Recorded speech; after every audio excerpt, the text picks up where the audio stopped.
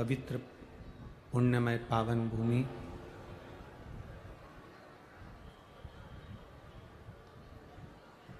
पुणे, जहाँ आप और हम भगवान शिव की पवित्र कथा को श्रवण करने के लिए विराजमान हैं। भादो का महीना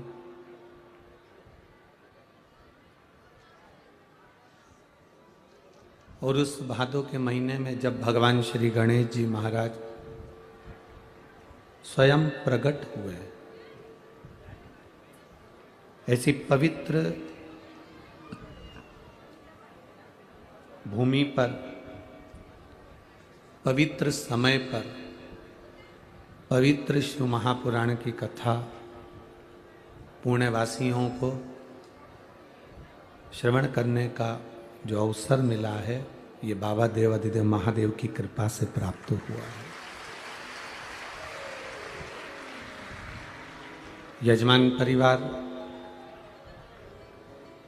शंकर भाऊ जगताप जी, भाजपा शहर अध्यक्ष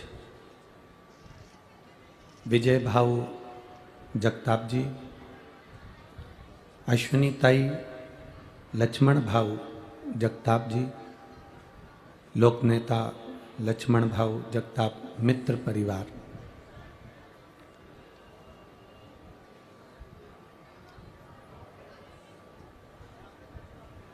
बड़ी प्रभु की कृपा होती है तब जाकर ये जिंदगी में और परिवार में एक बार शिव महापुराण की कथा श्रवण करने का और करवाने का सौभाग्य मिलता है। उसकी कृपा बिना नहीं मिलता। मैं शंकर भाऊ, विजय भाऊ और अश्विनी ताई जी को बहुत बहुत साधुवाद देता हूँ, जिनके अथक प्रयास से ये शिव महापुराण की कथा पुणे में हुई है। शंकर भाऊ, आपके लिए पत्र आया है। उस पत्र में किसी बहन ने लिखा है कि गुरुजी शंकर भाऊ को ऐसा आशीर्वाद देना कि वो ऐसी शिव पुराण हर साल कराते रहे। तो ये पुणे नगर का प्रेम है आपके प्रति, आपके क्षेत्रवासियों का स्नेह है, जो ये पवित्र कथा सुनने को मिली। उसमें एक शब्द बड़ा सुंदर लिखा है कि जिन लक्ष्मण भाऊ का फोटो लगा है ना गुरुजी मंच पर, वो कोई बेटी है, उसने लिखा। शायद इनको तो मालूम भी नहीं होगा, पर उस बेटी ने लिखा है कि जिनका फोटो लगा है उन्होंने मेरी पढ़ाई का पूरा खर्चा उठाया है, मैं उनको धन्यवाद देती हूँ।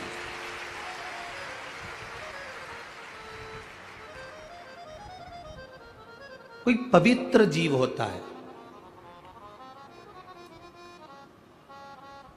जो कुछ अच्छा करना भी जानता है, कुछ अच्छा कराना भी जानता है, कुछ अच्छा करने की ललकता भी होती है।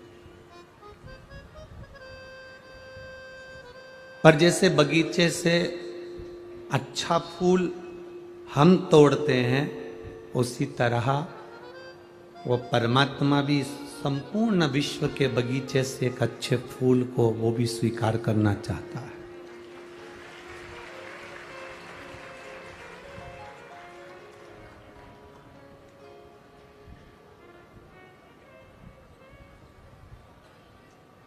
शिव भक्ति, ये धन, ये दौलत, ये संपदा, ये सत्ता, ये वैभव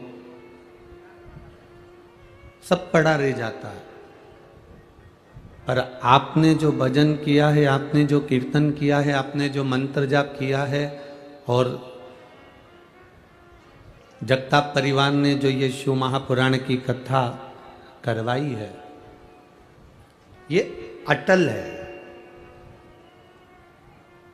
शरीर रहे ना रहे, वैभव रहे ना रहे, पर आपने जो ये जगताप परिवार ने जो शिव महापुराण की कथा करवाई, ये पुणे के निवासी कभी जिंदगी में नहीं भूल पाएंगे, क्योंकि उनके प्रेम की कथा है, स्नेहवश कथा।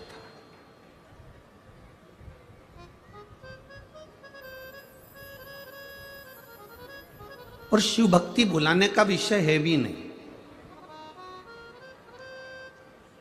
शंकर भगवान की जो कथा है ये जिंदगी में एक सार्थकता सिद्ध करती है। स्कूल जाने से वही बच्चा डरता है जिसका होमवर्क पूरा नहीं होता। इनकम टैक्स के ऑफिसर को देखकर वही व्यक्ति डरता है जिसकी फाइल कंप्लीट नहीं होती। और मौत से वही डरता है जिसके अंदर भगवान शंकर का भजन नहीं होता। जो शिव भक्ति में रमा होता है उसको मालूम है अकाल मृत्यु वो मरे जो काम करे चंडाल का, और काल उसका क्या बिगाड़े जो भक्त हो महाकाल। शंकर का भक्त, शंकर का भजन करने वाला, शंकर का स्मरण करने वाला कभी डरता नहीं, मृत्यु से नहीं डरता। अभी एक पत्र हम एक बेटी का पढ़ रहे थे जिसको एक ऐसी बीमारी हो गई थी जिससे वो अपने शरीर की नसें धीरे धीरे धीरे धीरे बंद होती चली जा रही थी, और वो बेटी धीरे धीरे अपने पाँव से चलना बंद कर दी, धीरे धीरे उसका हाथ करना। उसने लिखा इसका इलाज पूरे भारत में तो क्या पूरे देश में विदेश में भी नहीं है। एक उस बेटी के पत्र को अभी हम पढ़ रहे थे तो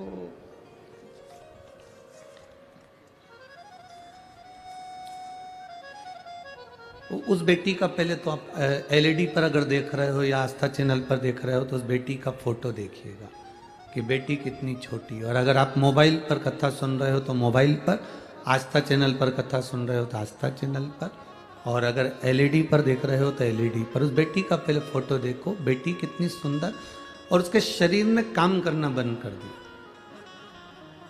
उसके पाँव ने, हाथ ने काम करना बंद कर दिया, और वो पाँव भी काम नहीं कर रहा उसका और हाथ भी काम नहीं कर रहा। अब जब पत्र का स्मरण करिएगा। मेरा नाम ज्योति राजेश खेरे है, मैं जलगांव महाराष्ट्र की रहने वाली हूँ। कहीं बैठी हो तो हाथ हिला सकती हैं, अगर वो आई हो तो हाथ हिला सकती हैं। मेरा नाम ज्योति राजेश खेरे है, मैं जलगांव महाराष्ट्र की रहने वाली हूँ। गुरुजी, मैं भोले बाबा का क्या वर्णन करूँ? कहीं आई हो तो हाथ हिला दे, अगर आई हो तो हाथ हिला सकती हैं। पीछे हैं क्या? हाथ हिला दो एक बार ऐसे। बच्ची आई है साथ में, गोद में है तो उसको गोदी में ले लो एक बार, टीवी चैनल पर दिख जाएगी। और अगर वो बच्ची को यहाँ लेकर आ सकते हो, वैसे तो क्या है बहुत भीड़ है तो कहाँ से आओगे लेके, तो अगर ला सकते हो तो बेलपत्री हम दे देंगे, ठीक है। तो मेरा नाम ज्योति राजेश खेरे है, मैं जलगांव महाराष्ट्र की रहने वाली हूँ। गुरुजी, एक बीमारी, जिस बीमारी के अंतर्गत शरीर में एक पदार्थ बनना बंद हो जाता है और पाँव काम करना बंद कर देते हैं। मेरी बेटी वेदश्री 4 साल की है। नसों में वो बीमारी आ जाती है तो व्यक्ति धीरे धीरे वो नसें बंद हो जाती हैं और चलना बंद कर देता है और शरीर काम करना बंद कर देता है। आखिरी में उसकी मृत्यु भी लिखी होती है। 26 मार्च 2023 को मेरी बेटी की तबीयत खराब हो गई, अस्पताल ले गए, आईसीयू में डाला गया। डॉक्टरों ने भी कह दिया इसके शरीर में एक बीमारी हो गई जिसका इलाज नहीं। लाखों लोगों में किसी एक में ये बीमारी होती है, वो बीमारी इसको हुई। इसका कोई इलाज, डॉक्टर कहते हैं इसका इलाज कहीं नहीं है। धीरे धीरे शरीर काम करना बंद कर दिया, शरीर ने चलना फिरना कम कर दिया। अब करें तो करें क्या? किसी ने कहा तुम्हारी बेटी आईसीयू में पड़ी हुई है, तो शंकर जी पे कुंदकेश्वर महादेव का नाम लेकर जल चढ़ाओ, बेलपत्र ले जाओ, उस बेटी को दो। कुंदकेश्वर महादेव का जल ले जाकर बेटी को देना प्रारंभ करा। आईसीयू में डॉक्टर उसका इलाज करना प्रारंभ करे। जिस इलाज के लिए डॉक्टर ने भी कह दिया था कि जिंदगी भर ये ऐसी ही रहेगी, धीरे धीरे उसका इलाज प्रारंभ हुआ और जल देना प्रारंभ करा। बेलपत्री मलकर उसके मुख में देना प्रारंभ करा। डॉक्टर पूछते थे क्या पिला रहे हो, हम कहते थे घर से जल लेकर आए हैं। शिव जी का जल जब देना प्रारंभ करा, 5 दिन बेटी को लगातार बेलपत्र चूरा कर दी और शिव जी का कुंदकेश्वर महादेव का जल दिया। 5 दिन के अंदर डॉक्टर भी आश्चर्य में पड़ गए कि इस बीमारी का कोई हल नहीं था, यह हल हो कैसे गया और बेटी चल कैसे दी। यह आश्चर्य वाली बात। मैं बेटी का दूसरा फोटो लगा रही हूं जिसमें बेटी पूर्ण तरह से स्वस्थ हुई है। यह बेटी का दूसरा फोटो है जो आप एलईडी पर आस्था चैनल पर देख रहे हैं, जिसमें बेटी वापिस स्वस्थ हुई है। शिव तत्व शंकर ओघड़ी, ये स्वस्थ होने के बाद का, और ये जब पांव हाथ बेकार हो गए थे उस समय का शिव तत्व है। तेरी कृपा बिना न हिले एक भी अणु, लेते हैं श्वास तेरी कृपा से तनु तनु। बखान क्या करूं मैं राखों के ढेर का, चपटी भगोत में खजाना कुबेर का। हे गंगधार मुक्ति द्वार ओमकार तू, भोले ओमकार तू। आयो शरण तिया शंभु तार तार। बाबा की कृपा, करुणा, उसकी उदारता, उसकी दया। पत्र में एक बात बहुत अच्छी लिखी गुरुजी, जब सब साथ छोड़ दे, उस पत्र में इस बेटी ने लिखा है, इस माँ ने लिखा है, जब सब साथ छोड़ दें तब हाथ पकड़ने के लिए एक सबसे भारी है, और वो मेरा कुबेरेश्वर महादेव, मेरा महाकाल बाबा सबसे भारी। ये दृढ़ता है हमारी, ये विश्वास है हमारी, ये भक्ति है हमारी। और जब तक फिर कहेंगे, स्कूल जाने से वो बच्चा डरता है जिसका होमवर्क पूरा नहीं होता, इनकम टैक्स ऑफिसर को देखकर वो डरता है जिसकी फाइल कंप्लीट नहीं होती, और मौत को देखकर वो डरता है जिसको शिव पर भरोसा नहीं होता, शिव पर विश्वास नहीं। जो शिव पर भरोसा करा हुआ है, जो शिव पर विश्वास करा हुआ है, फिर डरना क्या है?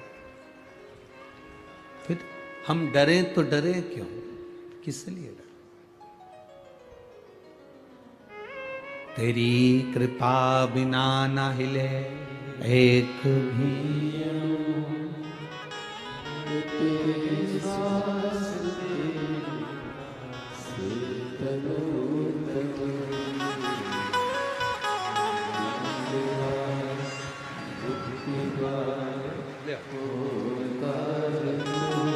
अब रोइए नहीं, अब तो खुश रहिए, बाबा ने कृपा करी।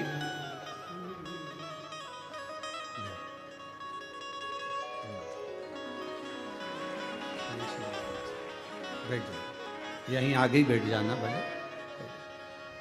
ये शिव तत्व है, ये वही बेटी है जिसको डॉक्टर ने कह दिया था कि ये जिंदगी भर चलेगी नहीं, क्योंकि बीमारी ऐसी है, रिपोर्टें ऐसी है, पर उसका भरोसा भारी है।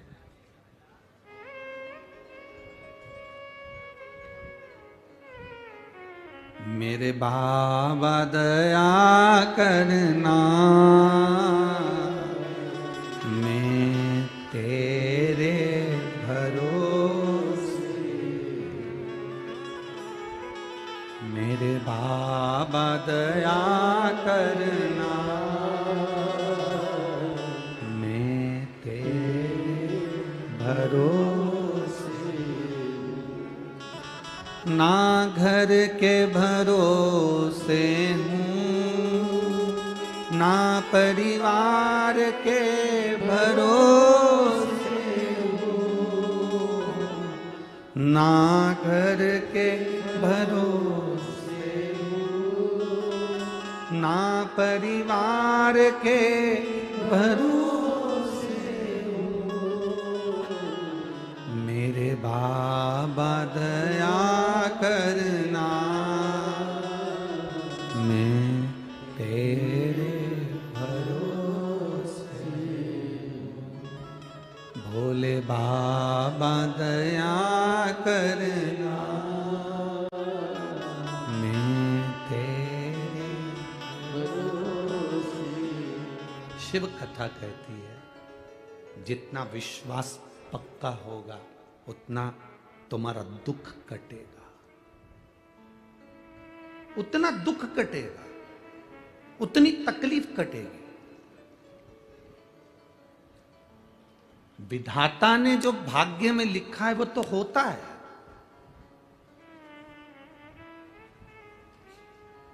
विधि का विधान जो लिखा है वो तो होगा। तो फिर शिव पुराण काहे को सुने अगर विधि का विधान होगा तो? भाग्य में लिखा हुआ यदि होगा तो फिर हम शिव पुराण क्यों सुने? उसका एक सुंदर चरित्र आता है। भागवत जी सुनिए आप लोगों ने, बोलो बोलो जरा सुनिए। उसमें राजा परीक्षित का चरित्र आता है। राजा परीक्षित को जब तक्षक नख डस लेता है तो उसके बच्चों का चरित्र आता है जन्मेजय का, जिन्होंने सर्प यज्ञ करा था।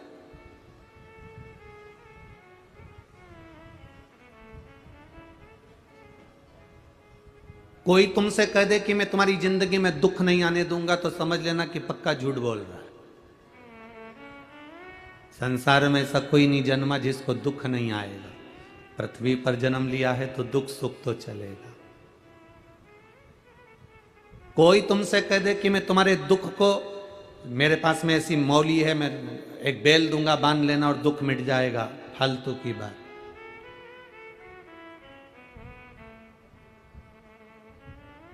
जन्मेजय की कथा कर रही है। राजा परीक्षित का पुत्र जन्मेजय वेदव्यास जी के सामने जाके बैठ गया।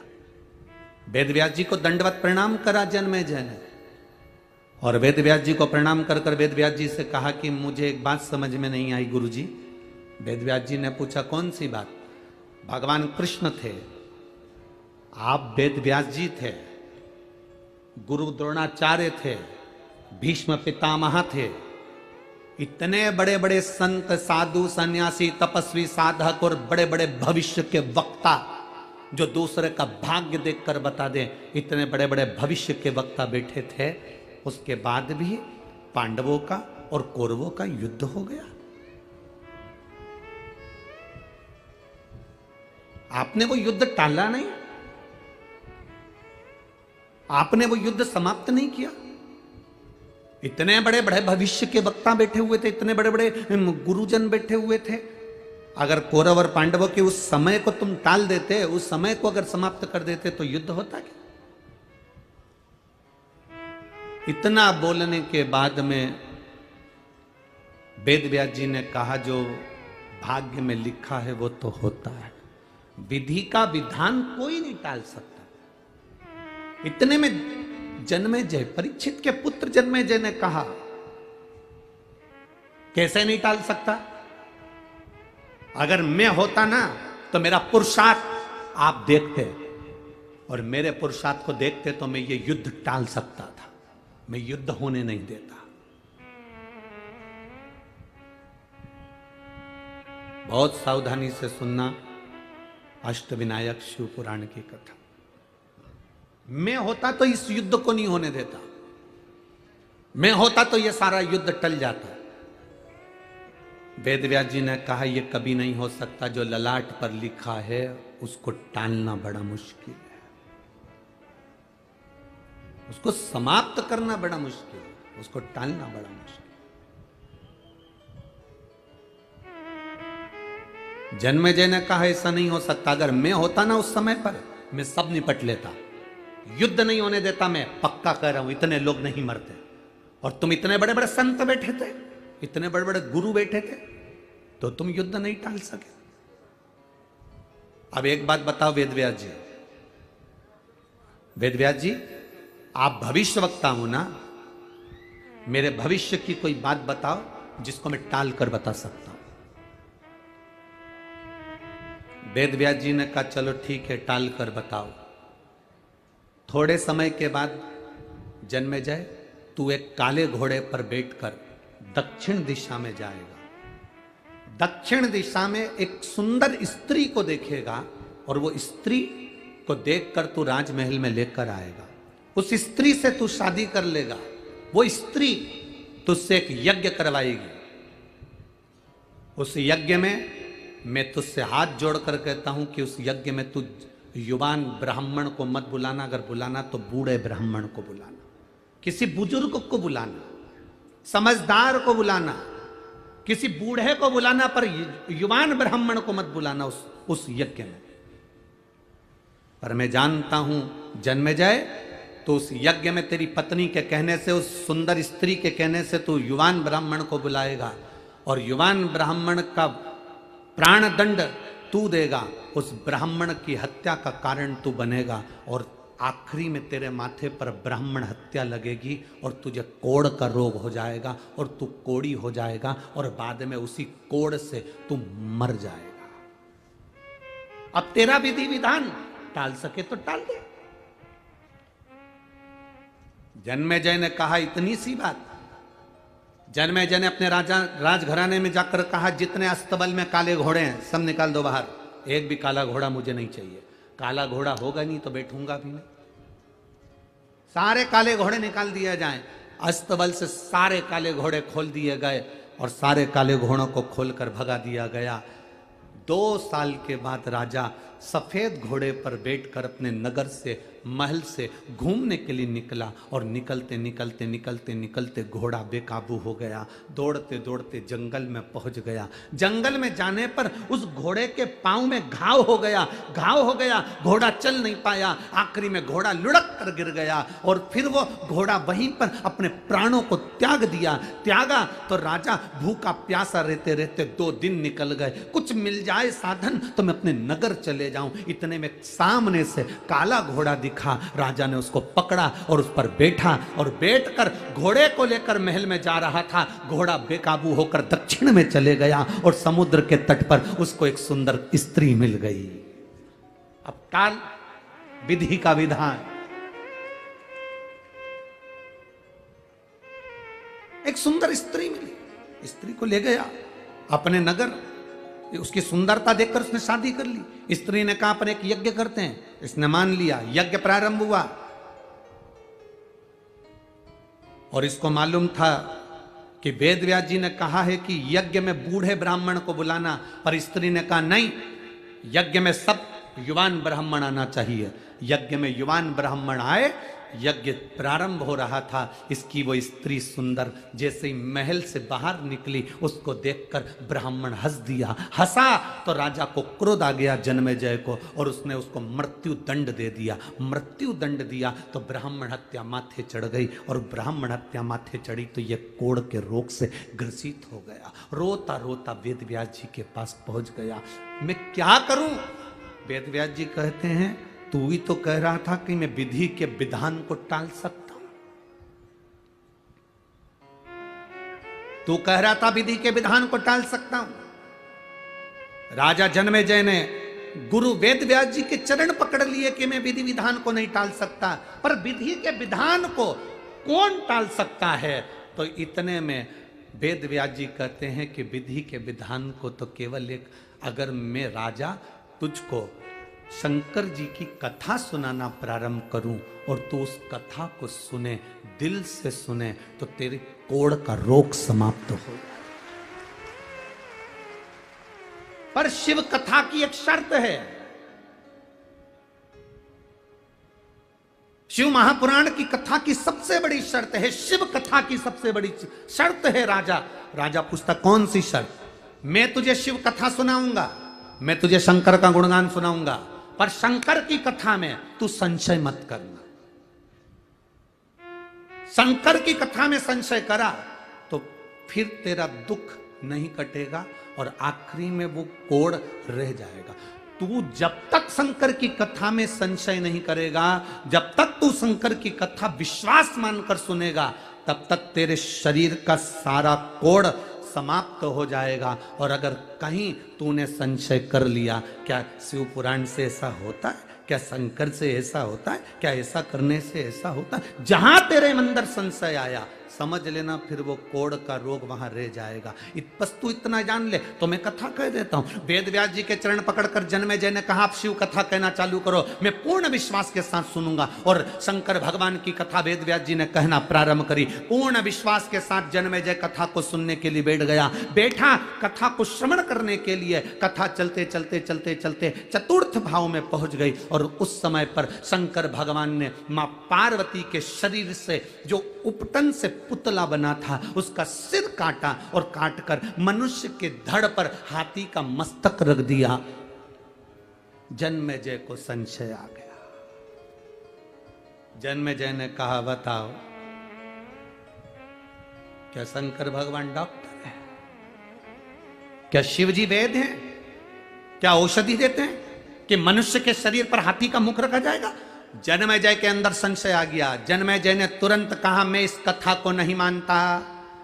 क्या धड़ के ऊपर हाथी का मुख कैसे रखाएगा? यह कभी हो ही नहीं सकता। वेद व्यास जी ने कहा शिव औषधि है, शंकर एक औषधि का कार्य करते हैं। शिव का स्पर्श हमारे शरीर को एक रोग से मुक्त कर देता है। शंकर का जल चढ़ाना हमारे जीवन को एक सुख प्रदान कर देता है। उस जन्मेजय ने कहा मैं इस बात को नहीं मानता, पूरी कथा को मानूंगा पर इस बात को नहीं मानूंगा। बस संशय आया और संशय आने के बाद में जब वेद व्यास जी ने कहा तेरी मर्जी, आगे की कथा तो सुन ले। पूरी कथा सुनी पर वो संशय दिमाग में रह गया। पूरे शरीर से कोढ़ समाप्त हो गया, पर वो कोढ़ का एक तिल बराबर का अंश राजा जन्मेजय के शरीर पर रह गया। और वो कोढ़ का रोग जो शरीर में एक तिल के बराबर रहा, उसी कोढ़ के रोग से जन्मेजय के प्राण छूट गए। आखिरी तक वो रहा क्योंकि संशय रह गया था।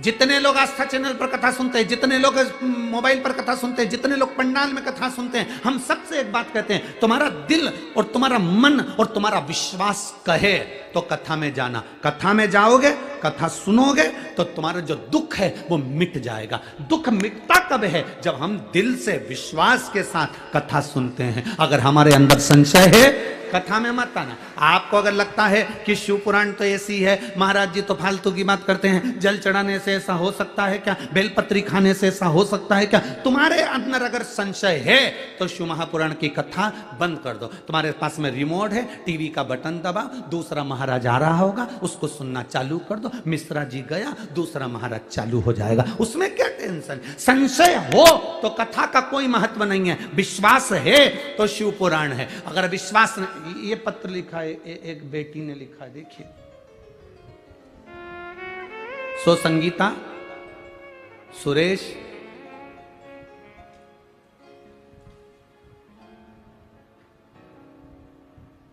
संगीता सुरेश और तई श्रमिक नगर सतपुर नासिक से आए। कहीं बैठे हो तो हाथ हिला सकते हैं। अगर कहीं बैठे हो तो हाथ हिला सकते हैं। सो संगीता सुरेश उदय श्रमिक नगर सतपुर नासिक, मोबाइल नंबर ये है। मैं क्या वर्णन करूं गुरुदेव पशुपतिनाथ के व्रत का और एक लोटे जल का। मेरी बेटी डॉक्टर रोशनी सुरेश ओताड़े रशिया से MBBS करके आई। कहीं बैठी हो तो हाथ हिला सकते हैं। मेरी बेटी डॉक्टर रोशनी सुरेश ओताड़े रशिया से, कहीं बैठी हो तो हाथ हिला सकती हैं, रशिया से एमबीबीएस करके आई, पर गुरुदेव 2 बार एग्जाम देकर भी असफल रही, सफलता नहीं मिल पाई। तब आखिरी में वो सोच में पड़ गई और डिप्रेशन थोड़ा सा उसके मन में आया कि मैं मम्मी इतना पढ़ने के बाद भी मेरा क्लियर नहीं हो रहा। तब आपकी कथा चल रही थी टीवी पर और चैनल चेंज करते करते आपकी कथा आ गई और आपने उस समय पर प्रदोष के समय पर शाम के समय दिया लगाने का वर्णन किया, पशुपति नाथ का वर्णन किया। मैंने अपनी बेटी से कहा तू पशुपति व्रत प्रारंभ कर, प्रदोष काल में शाम के समय प्रदोष के दिन समय पर दिया लगा, एक शिव जी के सामने, बेलपत्री के सामने और अपने दरवाजे पर। मेरी बेटी ने वही करा और बाबा की कृपा से 2 उपास पूरे नहीं हुए और मेरी बेटी सफल हो गई और अच्छे हॉस्पिटल में और डॉक्टर के पद पर प्रतिष्ठित है। यह शिव तत्व है। आई हो तो हाथ हिला सकती है।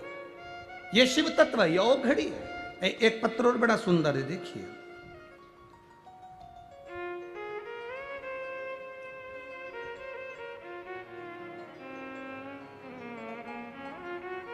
सुनीता नरेंद्र वानखेड़े,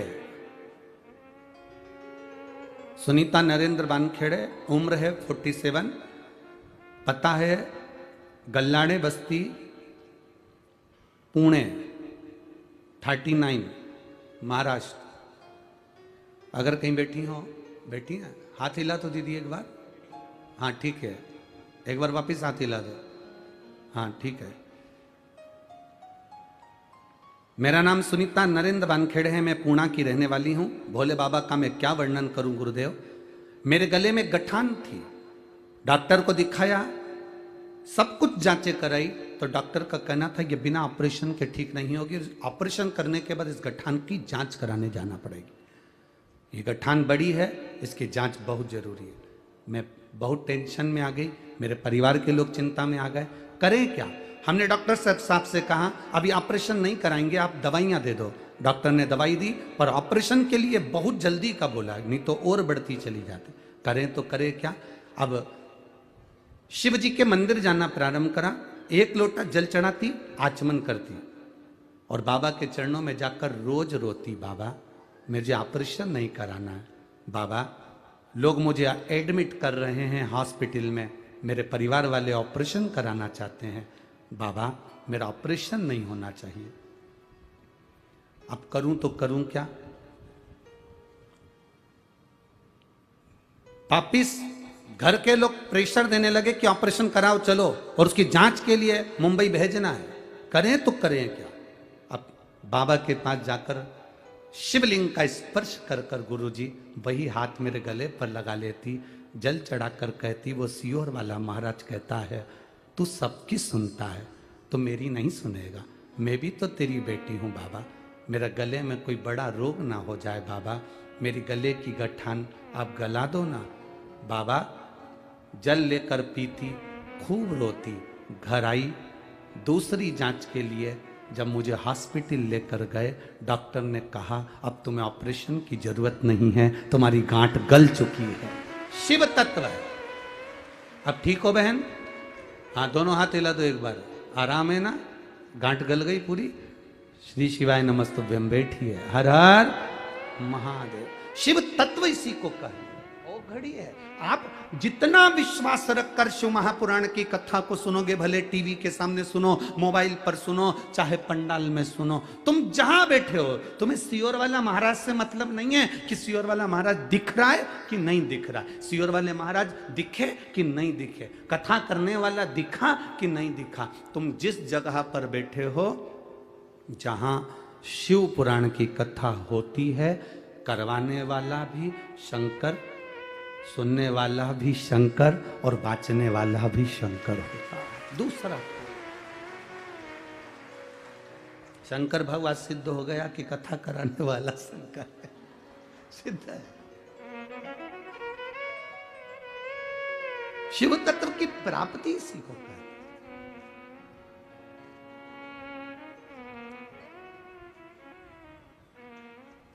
कई लोग हमसे कहते हैं गुरुजी आप जो मिलता है उससे कह देते, वो कोई रोता हुआ आपके पास आया और उसने रोते हुए ने कह दिया ये तकलीफ, और आप कह देते हो बाबा के भरोसे रहिए।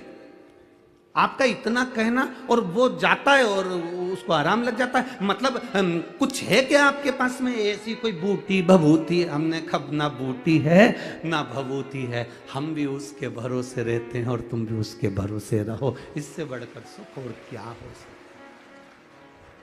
क्या होगा इससे बढ़कर? खाली न जाता कोई दर से तुम्हारे, खाली न जाता कोई दर से तुम्हारे, मैं भी खड़ी हूँ नन्ही बाहें पसारे, अपने हृदय से लगा लो, गिरा जा रहा हूँ, उठा लो। प्रभु अपने दर से अब तो न टालो, गिरा जा रहा हूँ, उठा लो। विश्वास रखो। जन्मेजय पूरी कथा में विश्वास रखा, पर उसका एक अंश विश्वास टूट गया, एक अंश विश्वास टूट गया।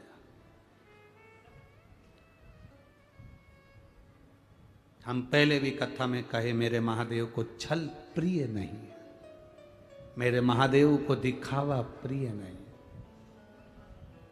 मेरे महादेव को कुछ भी दिखावा नहीं चाहिए, कुछ नहीं, एकदम साधारण है मेरा महादेव।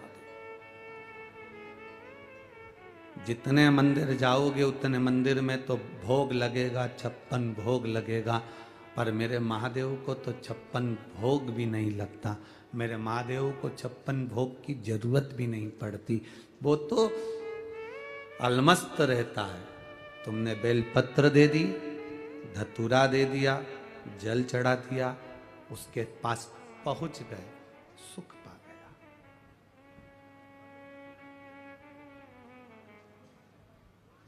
पत्नी में, बच्चों में और घर की बुजुर्ग मां में एक अंतर बहुत बड़ा है, बहुत बड़ा। पति बाहर गया, दुकान गया, ऑफिस गया, बाहर गया, पति आता है तो पत्नी पति का मुख देखती है। क्या देखती है? बोलो, जम के बोलो। मुख देखती है, मेरा पति आया। पति जब घर आता है तो बच्चे अपने पिता का हाथ देखते हैं, उसके हाथ में क्या सामान है, मेरे पापा क्या लेकर आए। पत्नी पति का मुख देखती है, बच्चे पिता का हाथ देखते हैं, और घर की बुजुर्ग मां अपने बेटे का पेट देखती है, मेरा बेटा भूखा तो नहीं। घर की बुजुर्ग मां पेट देखती है। हम दूसरे की बात नहीं कर सकते, पर मेरा महादेव, मेरा शिव, मेरा ओघड़े, मेरा शंकर, जब तुम जल चढ़ाने जाते हो, जल चढ़ाते समय तुम्हारे हाथ को मेरा महादेव पहचान जाता है। कितनी दुखी है, क्या दुख है, क्या तकलीफ है, क्या कष्ट है, मेरा महादेव जान जाता है। इलाज की शुरुआत हाथ से होती है भाई। होम्योपैथिक हो, आयुर्वेदिक हो, चाहे अंग्रेजी हो, सबकी जांच हाथ से चालू होती है। बोलो सही है कि गलत है?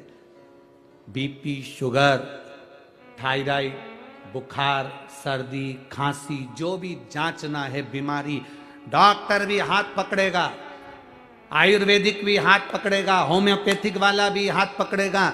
जांच हाथ से चालू होती है, इसलिए आपसे बार बार कहते हैं कि एक लोटा जल महादेव को चढ़ाने जाओ, क्योंकि ये जांच हाथ से होती है। महादेव जल चढ़ाते समय हाथ देख लेता है, इसको तकलीफ क्या है, इसको कष्ट क्या है,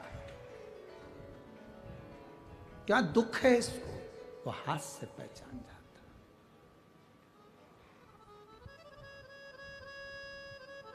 डॉक्टर नाड़ी देखने के बाद भी मरते हुए को बचा नहीं सकता। बोलो सही है कि गलत है? डॉक्टर नाड़ी देखते हुए भी मरने वाले को बचा नहीं सकता, अगर वहां से आ गई तो। डॉक्टर नाड़ी पकड़कर मरने वाले को नहीं बचा सकता। भीम, अर्जुन, नकुल, सहदेव साड़ी देखकर भी द्रौपदी की साड़ी नहीं बचा पाए, ना बचा पाए। साड़ी खिंचा रही थी भरी सभा में और पांडव बैठे रहे, उसकी साड़ी नहीं बचा पाए।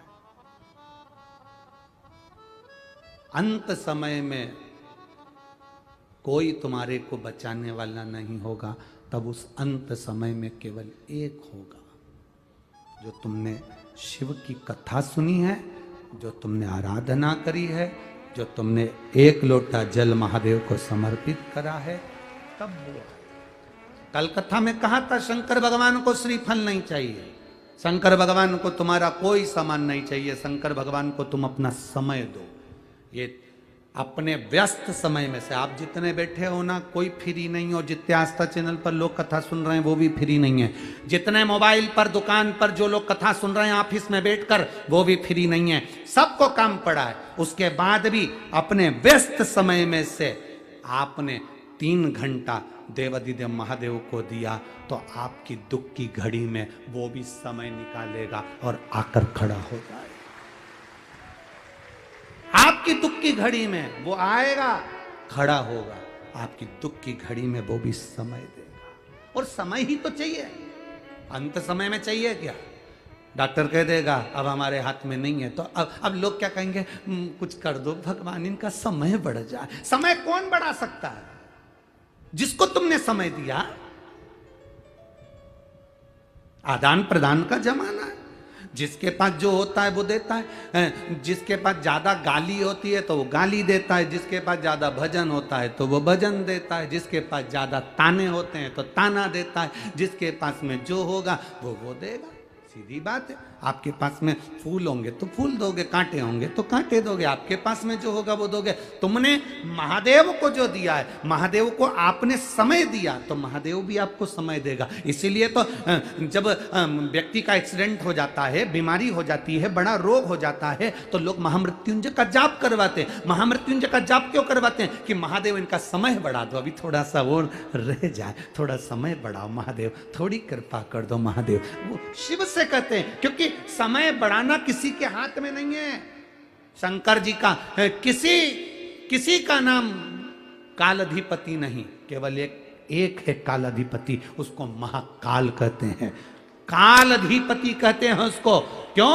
वो बिना घड़ी के घड़ी बना देता है, वो बिना घड़ी के घड़ी देख लेता है और देख लेता है कि अभी इसको और थोड़ा सा चाहिए समय, तो वो यमराज से भी कह देता है ये मेरा भगत है, थोड़ा छोड़ दे, और 1-2 साल निकाल चल। और अंत समय प्रभु आना पड़ेगा, वचन दिया तो निभाना पड़ेगा। आए ना आए प्रभु कुटुंब, अंत समय प्रभु किस रूप में आएगा, कब आएगा, कैसे आएगा, किसको मालूम। एक पत्र आया, देखिए उस पत्र में लिखा किसी ने,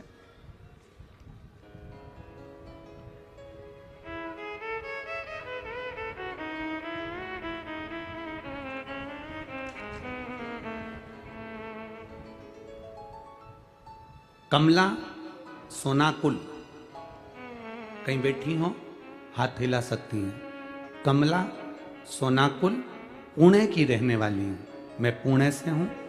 कमला सोनाकुल, कहीं बैठी हो तो हाथ हिला सकती हैं। कमला सोनाकुल, मैं पुणे की रहने वाली हूँ। आपकी कथा रोज आस्था चैनल पर देखती हूँ। केवल 1 साल हुआ है आपकी कथा, 1.5 साल हुआ है आपकी कथा सुनते हुए। आप कहते हो टीवी के सामने भी सुनना तो दिल से सुनना। मैं सुनती हूं।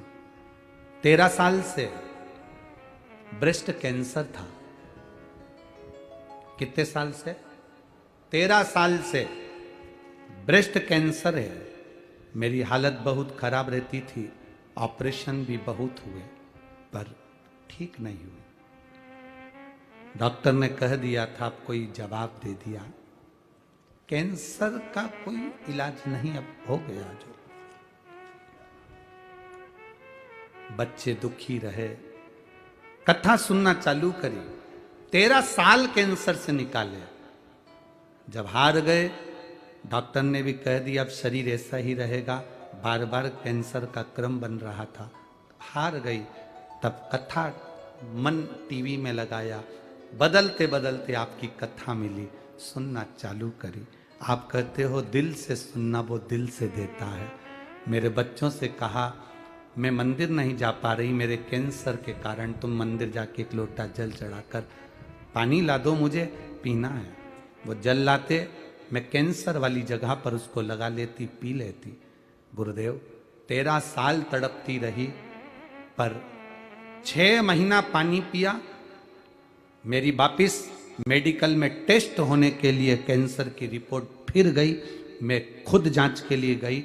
डॉक्टर ने कह दिया ये कैंसर कभी समाप्त नहीं हो सकता था, तुम्हारे शरीर का कैंसर कैसे समाप्त हो गया, ये समझ में नहीं आया। ये सब कहीं बैठी हो तो हाथ हिला सकती है। अगर कहीं बैठी हो, कमला सोनाकुल पुणे की रहने वाली हूं मैं। गुरुदेव कैसे समाप्त हो गया? विश्वास तुम्हारा, भरोसा तुम्हारा, दृढ़ता तुम्हारी। एक पत्र में तो और बड़ी विचित्र बात लिखी उसने,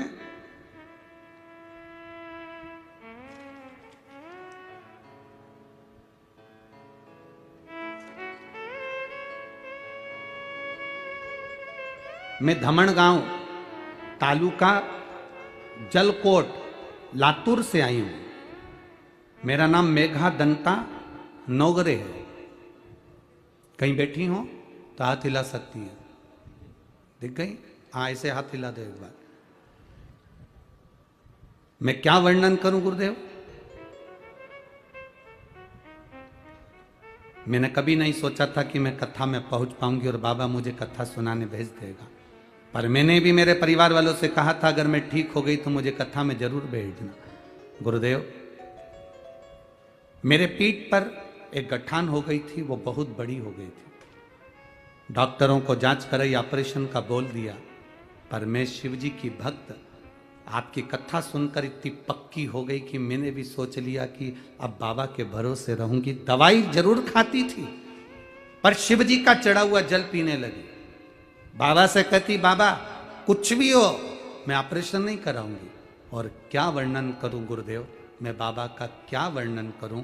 केवल बाबा को प्रणाम करने के लिए एक दिन प्रदोष का दिन शाम का समय मंदिर में दिया लगाने गई, प्रणाम करा, झुकी, पीछे से कोई मेरे ऊपर गिरा, गठान फूट गई। पूरा पस निकल गया। जांच कराई, डॉक्टर बोले अब गठान नहीं है, तुम पूर्ण तरह से ठीक हो। यह शिव तत्व है, ओ घड़ी है। बैठो बहन, ठीक हो ना? दोनों हाथ हिला दो एक बार। हर हर महादेव। शिव तत्व इसी को कहते हैं, शंकर का गुणगान इसी को कहते हैं, भगवान शिव की भक्ति इसको कहते हैं। तुम्हारा विश्वास क्या है, तुम्हारी भरोसा क्या है, तुम्हारी दृढ़ता क्या है? तुम किसी भी कथा में जाना, बहुत जाना मना नहीं, पर आपके नगर में, आपके शहर में, आपके क्षेत्र में कभी मौका मिल जाए और यदि हम कथा करने के लिए अगर वहाँ शिव जी की कृपा से पहुँच जाएं तो आपसे केवल एक निवेदन है, तुम धन भले लेकर मत आना, मोबाइल पैसा कुछ भले लेकर मत आना, पर अपना दिल लेकर कथा में जरूर आना। विश्वास, भरोसा, दृढ़, और जितने भरोसे से सुनोगे उतना वो तुम्हारा साथ देगा, कदम से कदम मिलाकर।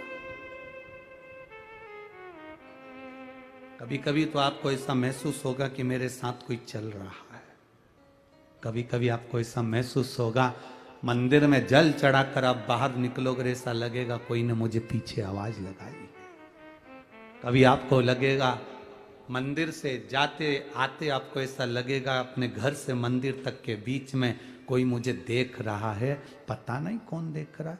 कभी ऐसा लगेगा मुझे जाने की कथा में तैयारी कर रही हूँ, गाड़ी का इंतजार कर रही हूँ, बस आ नहीं रही, और मन से उसको पुकारा, कोई ऑटो वाला आकर खड़ा हो जाएगा और कह देगा चल तुझे छोड़ कर आता। ये विश्वास शिव के प्रति है। भीड़ बढ़ाने के लिए हमारे ये शिव महापुराण की कथा में कभी मत आओ, विश्वास बढ़ाने के लिए आओ। भीड़ बढ़ाने से कौन सा हमारा फल होगा? क्या फायदा तुम्हारी भीड़ बढ़ाने से? बेचारे जजमान को टेंशन हो जाता है, शंकर भाऊ से पूछना। भीड़ बढ़ाने से हमें कोई फायदा नहीं, जजमान को टेंशन हो जाता है, अब इनकी व्यवस्था कैसे करूं, कहां बिठाऊं। कल जितने थे आज उससे 1.5 ज्यादा आए हो, पूरे जगह जगह जहां गाड़ियों की जगह थी सब फुल पड़ी है।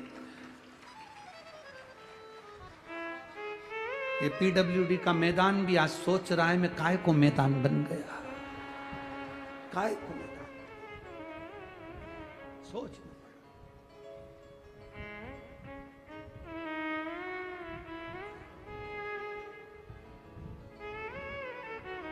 कल पुलिस के जवान बात कर रहे थे, इतना तो कोई मिनिस्टर फिनिस्टर आता है तो इकट्ठे नहीं होते, तो इकट्ठे कैसे हो?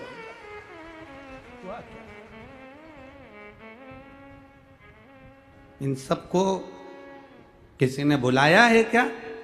नहीं, बुलाया तो केवल एक ने है, बोल बम का नारा है बाबा, वो बुलाता है। तो और ये कथा विश्वास की कथा है, आप सुनो, शिव तत्व को धारण करो।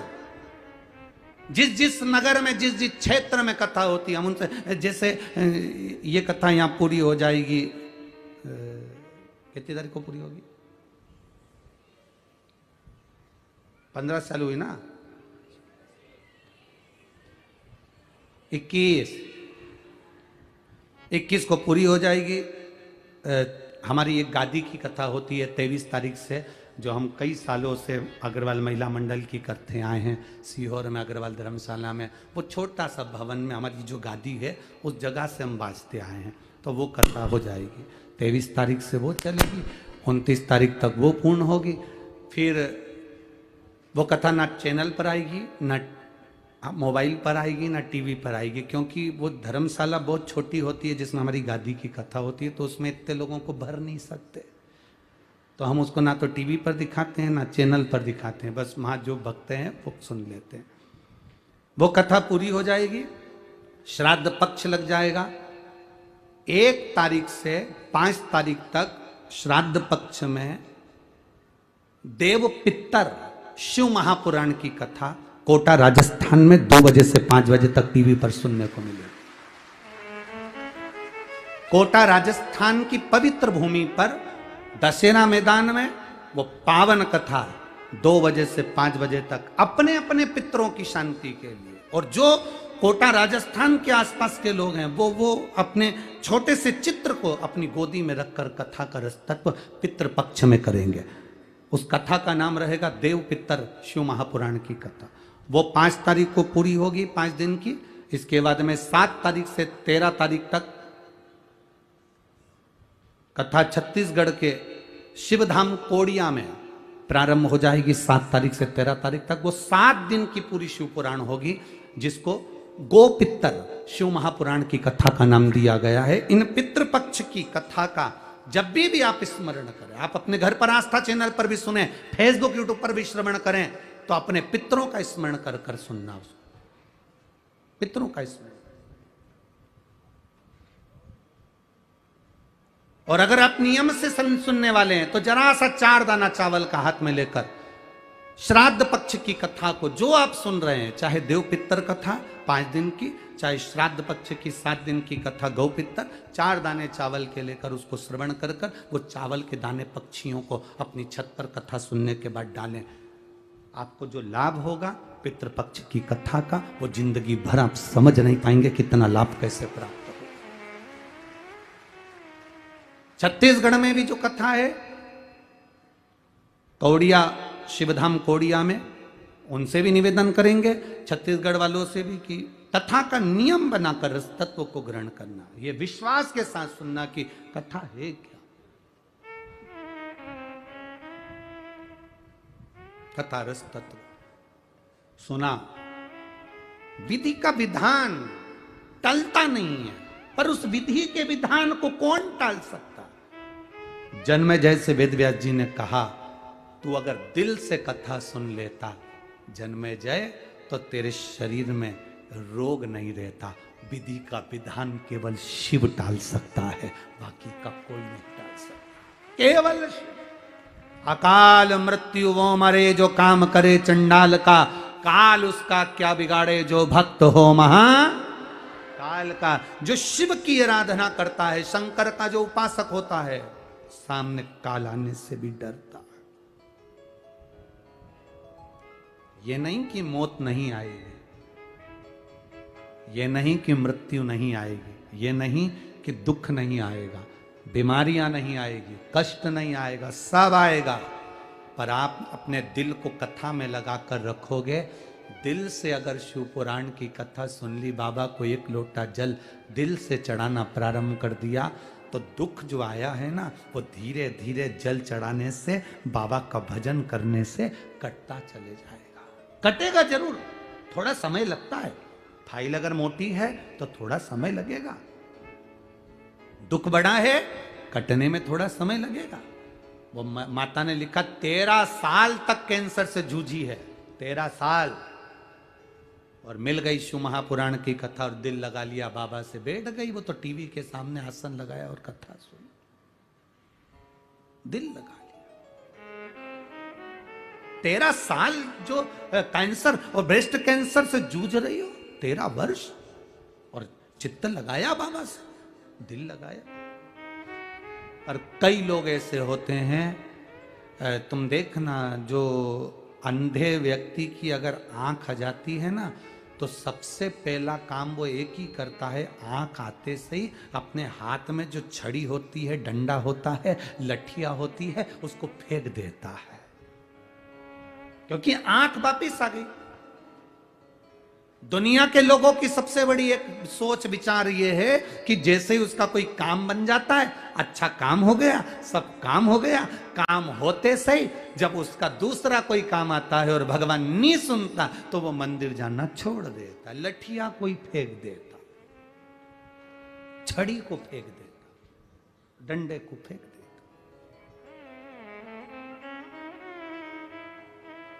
बल्कि बाबा से कहते रहना चाहिए, अरे छूट जाए संसार, प्रभु तेरा साथ न छूटे,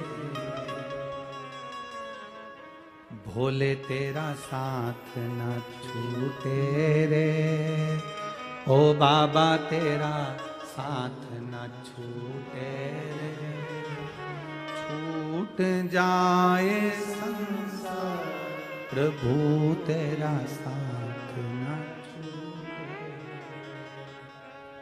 संगी छूटे साथी छूटे, सब कोई छूटे रे, संगी छूटे साथी छूटे, सब कोई छूटे रे, छूट जाए संसार, प्रभु तेरा साथ न छूटे, भोले तेरा साथ न छूटे, शंभु तेरा साथ न छूटे, छूट जाए संसार प्रभु तेरा साथ न छूटे। नजर का इलाज हो सकता है पर नजरिए का इलाज नहीं हो पाता। कई लोग डॉक्टर के पास जाते हैं, कहते हैं डॉक्टर साहब मुझे दूर का नहीं दिखता। डॉक्टर उसकी आंखों में ड्रॉप डाल देता है, दवाई दे देता है और आंखों का इलाज करता है, चश्मा बना देता है। दिखने लगा दूर का? हाँ साहब। फिर कोई गया, डॉक्टर साहब पास का नहीं दिखता। डॉक्टर ने उसका भी इलाज करा, चश्मा बना कर दे दिया, उसको पास का दिखने लगा। एक गया तो उसने कहा ना तो दूर का दिखता ना पास का दिखता, कुछ ऐसा कर दो। डॉक्टर ने एक ही चश्मे में 2 ग्लास लगा दिए, नीचे पास का ऊपर दूर का। किसी किसी के चश्मे में ये फैसिलिटी है। आधा आधा कांच है, नीचे पास का दिखता, ऊपर दूर का दिखता, आधा आधा। सारे मरीज जाते हैं डॉक्टर के पास, जाकर कहते हैं दूर का नहीं दिखता, पास का नहीं दिखता। आज तक ऐसा मरीज डॉक्टर के पास जाकर नहीं बोला मुझे मेरा भोलेनाथ नहीं दिखता। कोई चश्मा हो तो जरूर बताओ। डॉक्टर भी कह देगा तुम्हारी आंख का ऑपरेशन कराओ, शिव पुराण की कथा में जाओ। शिविर लगा है, नेत्र शिविर पुणे में चल रहा है 7 दिन का। शंकर भाऊ और पूरा जगताप परिवार, इस अश्वनी ताई हो चाहे विजय भाऊ हो चाहे इनकी मित्र मंडली हो, इन्होंने 7 दिन का ये नेत्र शिविर लगवाया है। यहां कुछ नहीं होगा। उस डॉक्टर के पास जाओगे तो वो चश्मा चढ़ाएगा, पर शिव महापुराण की कथा वो नेत्र शिविर है, ये चश्मा नहीं लगाती। क्योंकि आजकल बड़ा रिसर्च सेंटरों में रिसर्च हो गया, चश्मे से अच्छा लेंस है। तो यहां जितने भी भक्त शिव की कथा सुनने के लिए आते हैं, इनको चश्मा नहीं लगाया जाता, इनकी आंखों में वो लेंस फिट कर दिया जाता है जिससे महादेव नजर आता है। केवल शिव और शंकर के सिवा कुछ भी नहीं, कुछ भी नहीं दिखता। घर से चली, परिवार वालों ने पूछा कहां जा रही? शिव पुराण में। इतनी जल्दी? कथा तो 1 बजे, तू 8 बजे चल दी। पराठे भी ले जा रही है इतने सारे, आजू बाजू वाली को खवाऊंगी, 2-4 में भी खा जाऊंगी। अच्छा ठीक है। इतना सामान उठा लेगी, 2 पानी की बाटल, टिफिन, बिस्कुट सब ले जाएगी। आओ, अब तो घर की पौवन टेंशन में आ गई। बुढ़िया 2 कदम घर में नहीं चलती। सुबह से उठ के पराठे बना रही, गुनगुनाती श्री शिवाय नमस्ते, श्री शिवाय नमस्ते। और पराठे बना के टिफिन में भर के और रख के और पाटी वाटी पाड़ के और तैयार, पटली वटली भी जोरदार।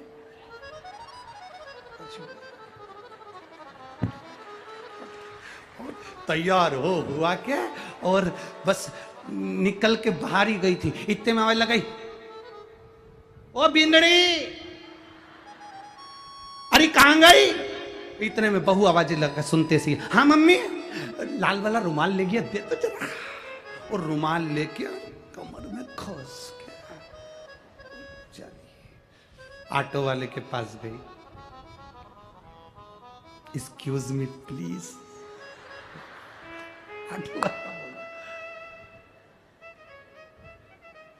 ऑटो वाले ने भी कह दिया आंटी नंबर 1। ऑटो वाला भी कहे सो क्या कहे, इतनी व्यस्त। और क्या मेरे को सांघवी पूरा एड्रेस तुम बोल लेना हो प्लीज, ठीक है? मेरे को सांघवी जाना है और कथा स्थल पहुंचना है। तो इतनी जल्दी क्या है? नहीं, जल्दी जाना है, सब सब भर के बैठ जाएंगी, फिर मेरे को जगह नहीं मिलेगी। आंटी, मेरे को भूख लग रही है, इतनी 8 बजे का टाइम है, नाश्ता कर लो। तू ऑटो चला, मेरे पास सब है, तू ऑटो चला। और उन्हें पराठा निकाल के उसमें अचार लगा के फिंगर बना के उसके हाथ में पकड़ा दिया। ये क्या है? कि पुंगा। ऑटो वाला के इतनी जल्दी क्या है? बस तो ये वो कहते ना, तुझसे मिलने के लिए तेरी कसम। बस अब दौड़कर कथा पंडाल में जो आई, तो सबसे पहले तो 1 नंबर गेट पे गई, कहीं पहचान वाला मिल जाए और 1 नंबर से अंदर होते। वहां नहीं मिला तो फिर 2 नंबर गेट पे गई। फिर पुलिस वाले अंकल को देख के बोली, आंटी। इतने में पुलिस वाले ने कहा, एक बात तो है, महाराष्ट्र के पुलिस के लोग भी बहुत भावपूर्ण शिव भक्त है, साथ है भावपूर्ण। इतने में आंटी को देख कर कह दिया, ए काकी, ए आई।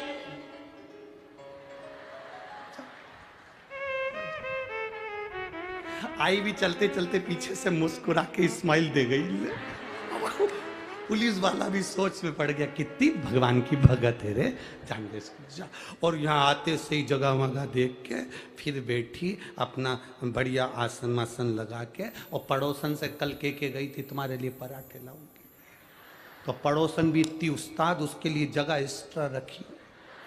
आते से बैठे, हम तो तुमको बता रहे हैं, तुम्हें कल अगर जगह संभालना है तो पराठे की बात याद रखना। जाते समय यहाँ बोल कर चली जाना, अपनी अड़ोसन पड़ोसन, कल आऊंगी ना मैं तेरे लिए पूरन पोली बना के। तैयार तैयार, सब तैयारी में बैठी।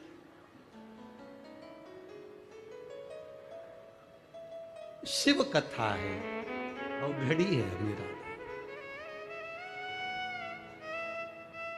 शंभो शरणे मांगू घड़ी रे, दुख काटो दया कर। शिव तत्व को जानना, शिव की ओघड़ी को पहचानना, और जिस दिन शिव को पहचानेगा उस दिन जीवन का एक आनंद हो जाए, जीवन का।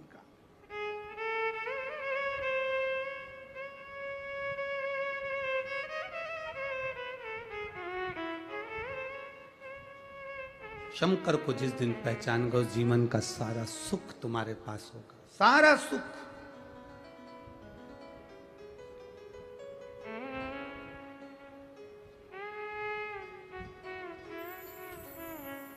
वो कहे, अब दया करो है भोलेनाथ, मस्त रहूं तेरी मस्ती में। अब दया करो है भोलेनाथ, मस्त रहूं तेरी मस्ती में। अब दया करो है भोलेनाथ, मस्त रहूं तेरी मस्ती में। अब दया करो है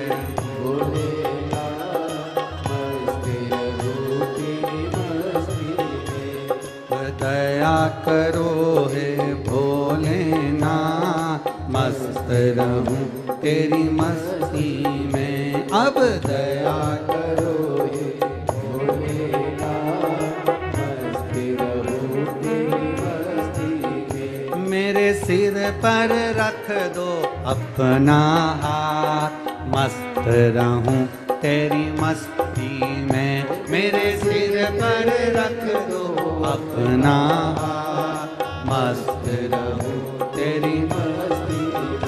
अब दया करो है भोलेनाथ, मस्त रहूं तेरी मस्ती में। अब दया करो है भोलेनाथ, मस्त रहूं तेरी मस्ती में। भाव से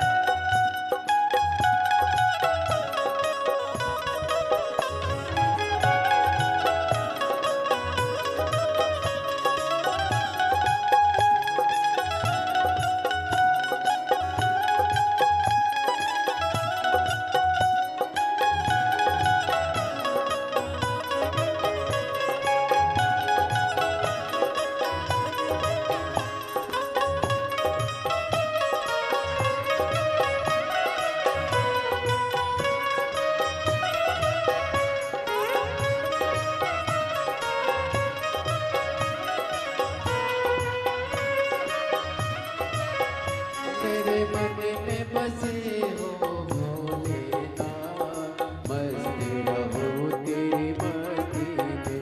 मेरे मन में बसे हो भोलेनाथ, मस्त रहो तेरी मस्ती में।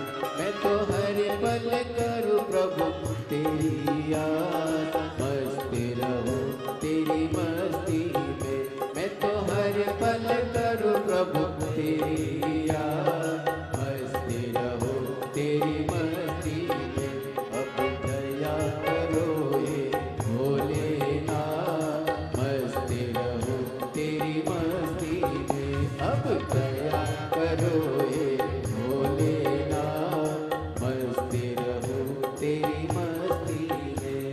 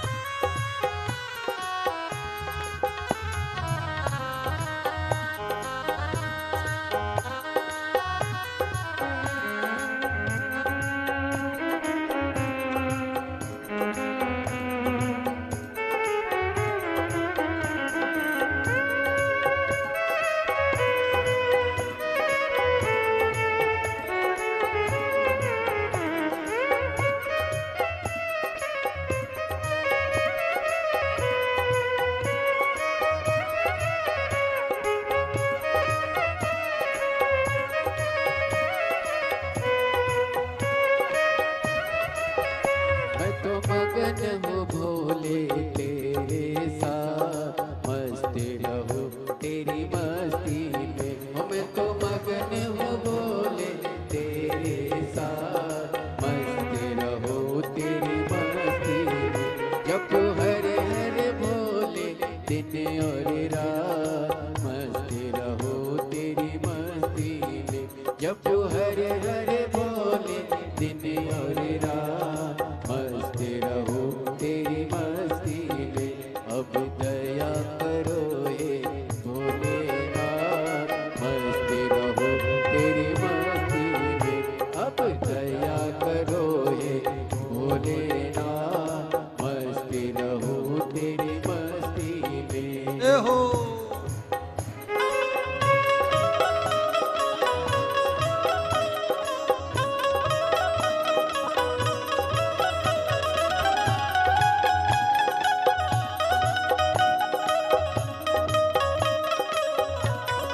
भोले शंभू।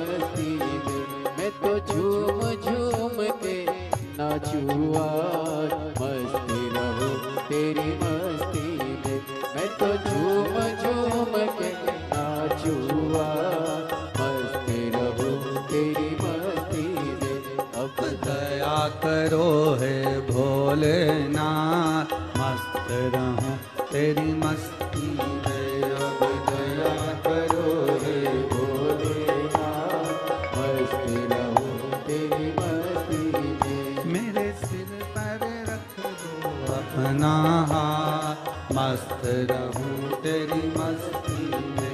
मेरे सिर पर रख दो अपना हाथ, मस्त रहूं तेरी मस्ती में। अब दया करो हे भोलेनाथ, मस्त रहूं तेरी मस्ती में। अब दया करो हे भोलेनाथ, मस्त रहूं तेरी मस्ती में। जय हो।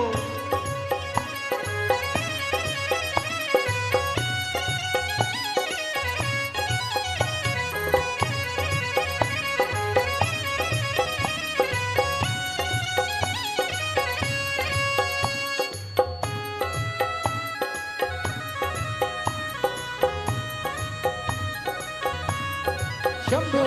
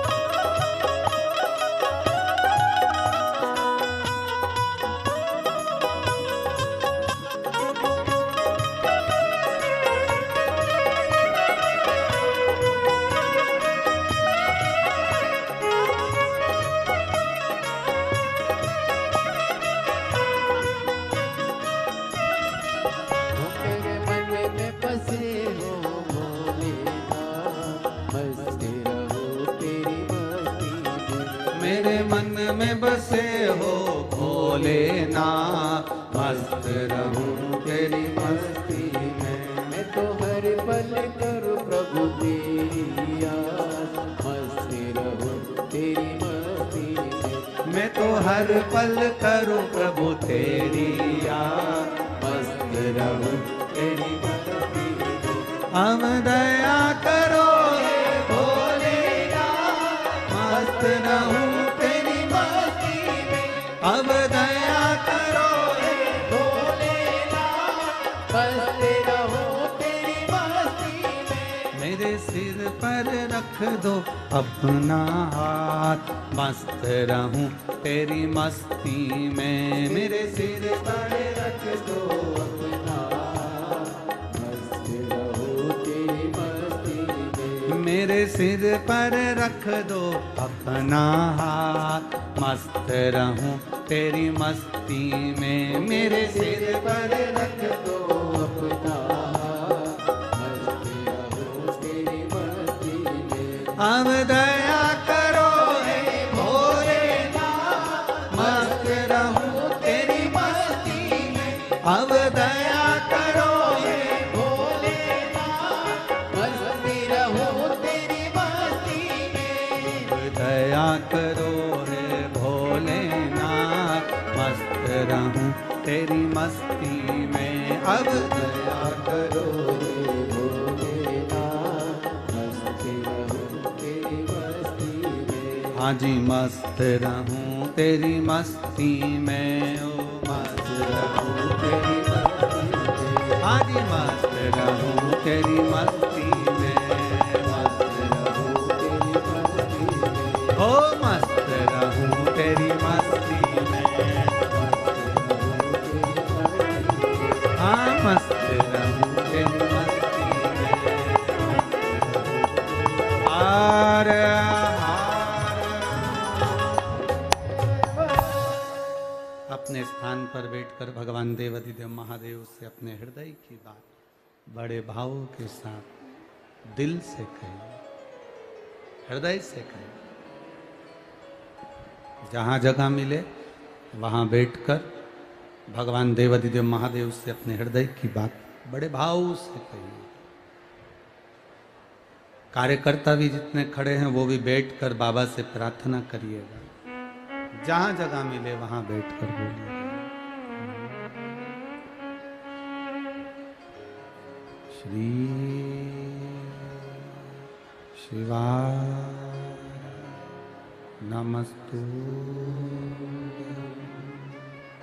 श्री शिवाय नमस्तु, श्री शिवाय नमस्तु, श्री शिवाय नमस्तु, श्री शिवाय नमस्तु। भोला सब दुख काटो, ओ भोला सब दुख काटो। शिव शंकर जपूं तेरी माला, भोले बाबा जपूं तेरी माला। भोला सब दुख काटो, ओ भोला सब दुख काटो। वेश है मंगल मंगलकारी, वेश है मंगल मंगलकारी। शमशान वासी हमारा, शमशान वासी हमारा। ओ भोला सब दुख काटो, ओ भोला सब दुख काटो। भगवान शिव की कथा कर रही है। सुंदर मोर वन में, मोर गांव में एक स्त्री को जो रोता हुआ देखा था, बिलखता हुआ देखा था श्री नंदीश्वर ने।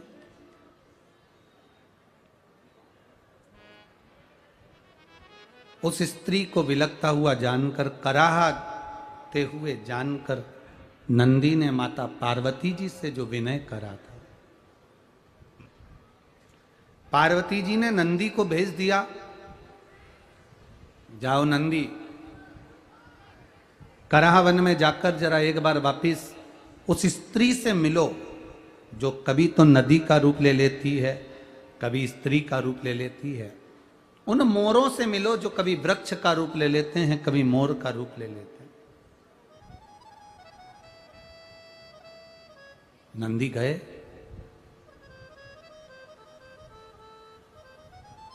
और नंदी ने जाकर उस मोर गांव के अंदर, मोर वन के अंतर्गत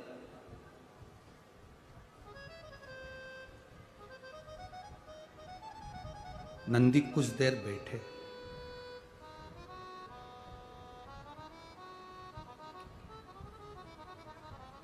स्त्री आई, वो करा रही थी, रो रही थी। फिर पूछा वापिस, नंदी ने आज वो स्त्री से पूछा, तेरे कराहने का कारण क्या, तेरे रोने का कारण क्या? कहा, यहां एक असुर रहता है जिसका नाम सिंदूरासुर है। वो असुर बड़ा प्रबल है। एक युग पूरा होता है, दूसरे युग में वो दूसरा रूप ले लेता है, तीसरे युग में तीसरा रूप ले लेता है, चौथे युग में चौथा रूप ले लेता है। वो असुर बार बार रूप धारण करता है और बड़ा कष्ट प्रदान करता है।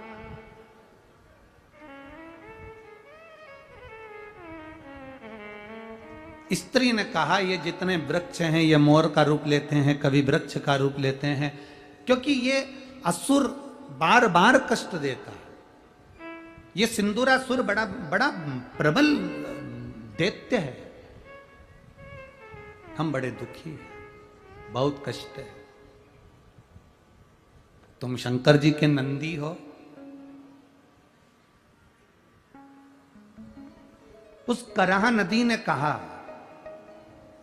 उस करहा स्त्री ने, करहा नदी ने कहा, शंकर भगवान का नंदी हो, शंकर भगवान का गण हो, शंकर भगवान का नाम लेने वाला हो, चाहे शंकर भगवान की स्तुति करने वाला हो, चाहे शंकर भगवान के नाम का उच्चारण करने वाला हो, अगर उसका भी दर्शन इस पवित्र भूमि पर हो जाता है तो ना जाने कितने असुरों का संहार तो वैसे ही हो जाता है। वैसे ही ना जाने कितने असुरों का संहार हो जाता है। कभी आप स्मरण करिएगा, अगर आपके घर में गीता प्रेस गोरखपुर की शिव महापुराण की कथा हो या आपके पास पोथी हो तो उसमें पढ़ेंगे, विद्येश्वर संहिता में लिखा है कि श्री शिवाय नमस्तुभ्यम। ये बोलने वाले व्यक्ति का भी मात्र दर्शन हो जाता है, उसके चेहरे का, उसके मुख का भी दर्शन हो जाता है तो हजारों अश्वमेध यज्ञ का पुण्य फल प्राप्त हो जाता है और हमारे पाप कट जाते हैं।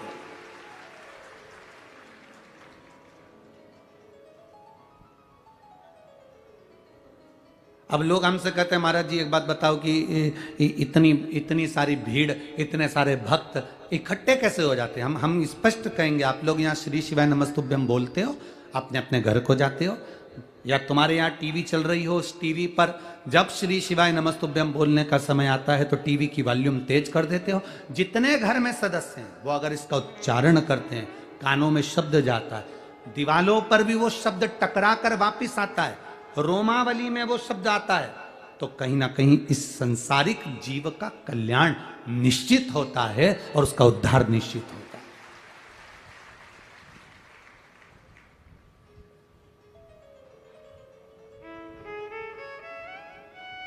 भाई कुछ ना कुछ तो होता है ना। वो कहते हैं ना,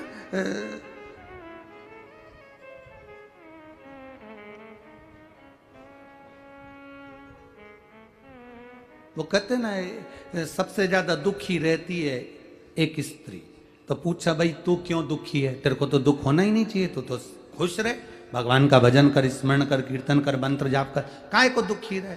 अरे गुरुजी, काम करती हूं तो सांस फूल जाती है, नी करती हूं तो सासू फूल जाती है। अब बताओ दुखी नहीं तो क्या? मैंने कहा कुछ भी मत कर, सांस पे भी ध्यान मत दे और सासू की गाली पर भी ध्यान मत दे। जब भी